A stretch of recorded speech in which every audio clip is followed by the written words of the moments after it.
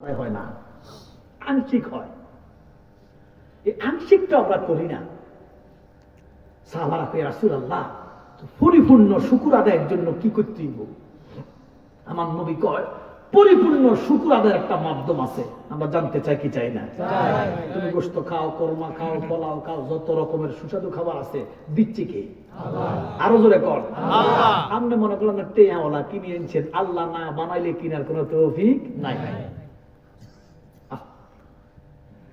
আমার নবী বলেন, উম্মত আলহামদুলিল্লাহ বললে আংশিক শুকর আদায় হয়, পরিপূর্ণ হয় না। তো সাহাবারা কয়, ইয়া রাসূলুল্লাহ, পরিপূর্ণ শুকর আদায়ের মাধ্যমটা কি? আমার নবী বলতেছে, পরিপূর্ণ শুকর আদায়ের মাধ্যম হচ্ছে 5 ওয়াক্ত নামাজ। অথচ আপনি কি করেন? আজকে ফজরটা পড়েন নাই। তো আমাদের সাথে একজন রিজিকের ফেরেশতা আছে, যিনি আমাদেরকে রিজিক দেয়। কার হুকুমে? আল্লাহ। এই ফেরেশতাটা একটু রাগ করে, আল্লাহ, তোমার বান্দারা ফজরটা পড়ে নাই, তার রিজিকটা বন্ধ করে দাও। আল্লাহ কয়, ফেরেশতারে, রিজিক বন্ধ করিস না, দেখোস না আমার বান্দা হয়তো যোহরের নামাজ পড়বে। আল্লাহু আকবার কোন।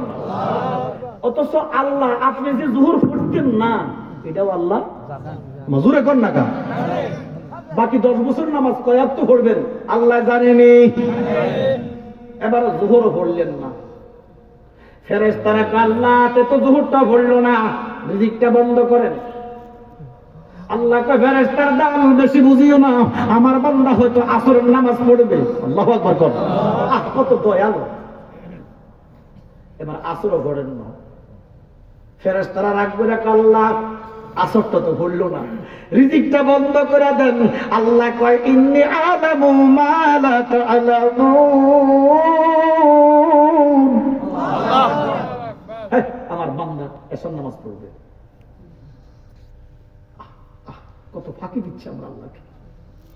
ওরে ফজর গেল ঘুমের ঘরে রে, যোহর গেল কাজে, আসর গেল খেলায় দুলাই রে, বেলা ডুবে গেল রে, ওরে জীবন গুনায় গুনায় গেল রে। কথা কোন ঠিক কিনা? আচ্ছা, আসুক না,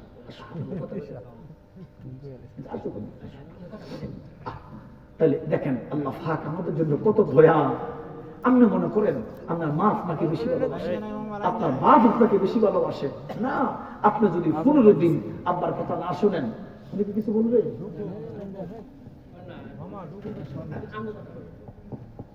আল্লাহ পাক দেখেন, আপনি যদি 1 সপ্তাহ আব্বার কথা না শোনেন, কয় সপ্তাহ? 1 সপ্তাহ। আল্লাহ কইব, বান্দা দেখেন, আব্বা কইব, পুত্রে কথাবার্তা শোনো। আপনি আব্বা কয় ডাইনে যাও, আপনি যান বামে, আব্বা কয় বামে যাও, আপনি যান ডাইনে। 1 মাস 2 মাসে আব্বা বেজার হইয়া যাইব। আব্বা কইব, আমার ঘরে তোমার কোনো জায়গা নাই, আম্মা বেজার হইয়া যাইব। কিন্তু 63 বছর, 66 বছর, 70 বছর বয়স, আমার আল্লাহ আইজা আমরার প্রতি বেজার হইছে না। আল্লাহু আকবার। এবার বলেন, হিন্দুরা ডাকে কারে? ভগবান। বলেন, কারা ডাকে? নাস্তিকরা তোমারে মানে না, অন্য ধর্মের মানুষ তোমারে মানে না, তুমি তাদেরকে কেন খাও? আমার আল্লাহ কয়, আমি যে রহমান, মেহেরবান, তুমি মেহেরবান, মেহেরবান।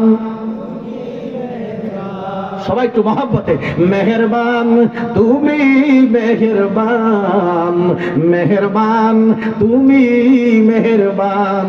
আমি পাপী গুনাহগার, তুমি সারা কে আছে আর?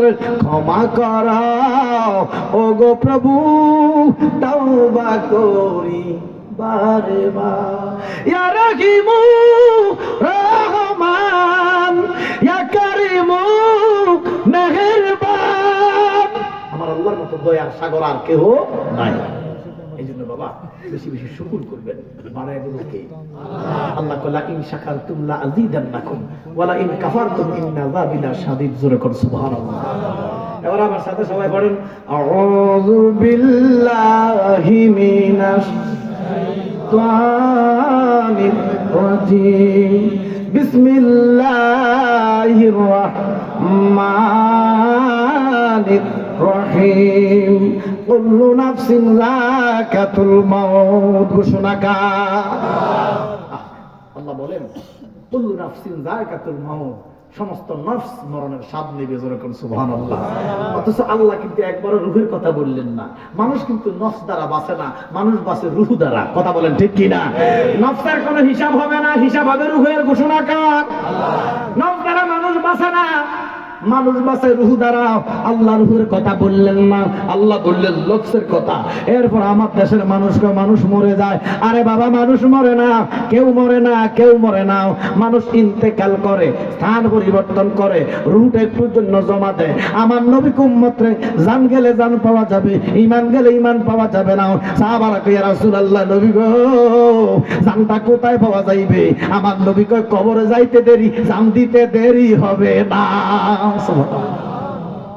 বাজান, মানুষ মরে না, কেউ মরে না, অথচ তারা আমার নবী বলে মরে গেছে। নাউজুবিল্লাহ বলেন। কি আমার নবী কি মরা? জোরে কোন নবী কি মরা? আরে মানুষও তো মরে না। আশেপাশে কবরস্থান আসেনি? জোরে কোন আসেনি? কবরস্থানের ঘরে যাইয়া সালাম দেননি?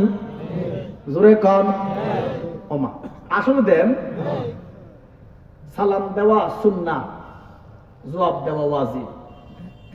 জবাব না দিলে গুনাহগার। মৃতের জন্য কোনো সালাম নাই। আব্বা যখন রূহ প্রথমে জমা দেয়, আব্বারা যখন খাটে রাখে, গোসল করায়, দেখার জন্য আসতে শুনে কি কেউ সালাম দেয়? আব্বার খাটে শোয়া রাখছে, জানাজা দিব, কেউ সালাম দিতেছে? কারণ এই মুহূর্তে সালাম দেওয়ার ক্ষমতা বেড়া নাই। কিন্তু কবর গেলে সালাম দেয়নি, কারণ কবর জিন্দা। আল্লাহু আকবার। বাবা এই জন্য আমরা কবরের ঘরে সালাম দেই। বুখারীর মধ্যে আসছে, মানুষ যদি কবরের পাশে দিয়া রাস্তা দিয়া যায়, আব্বারা ওই রাস্তায় একটা মানুষ হাঁটতে, স্যান্ডেলের যে আওয়াজটা, ওই স্যান্ডেলের আওয়াজটা পর্যন্ত মানুষ শুনে।